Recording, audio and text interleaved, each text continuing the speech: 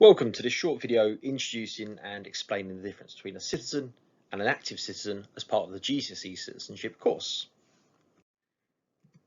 This is Sam. Sam was born in the UK and therefore is a British national. Because Sam was born here, he's also recognised as a British citizen. Now, in his local community, Sam will meet other people who are also recognised as citizens, but for different reasons. Dominique, for example, is recognised as a citizen because she is married to a British national. Bruce is also recognised as a British citizen because he took the citizenship test and passed, and therefore has been awarded British citizenship. Being a citizen provides you a lot of rights as well as responsibilities. Some of these rights are that you can live and work in this country. You have the right to vote and stand as an election candidate. You can work, claim benefits and support systems.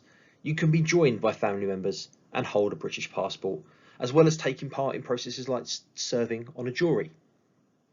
Now, until recently, being a British citizen also meant that we were connected to the EU and you had freedom of movement rights. So you could move around the European Union without any restrictions or limitations. As Brexit is now taking place, this is something that is not, or is no longer, possible. This is Jacob. Now, Jacob lives in the same area as Sam, in the same community, but we wouldn't just necessarily call him a citizen, we would call him an active citizen. Now, to be an active citizen, this is about you wanting to make a difference to the world, to the country, the society, the community you live in, and make it a better place for other people.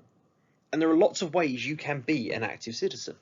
So for Jacob, you could take part in protests.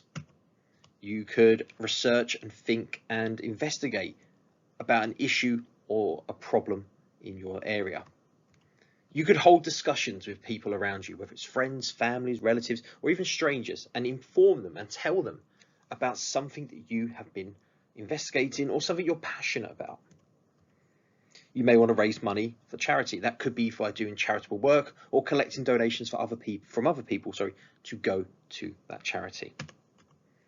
You may want to do your own research, so rather than look at what other people have done, do your own investigations, find out your own information, do your own surveys and investigate an issue. You could take part in the election and voting process, whether that is voting for a party or even standing as a candidate in an election. You may want to take part in petitions. That could be filling in an online petition. It could be sharing that petition so other people can fill it in and increase the number of signatures. You could even start your own petition online.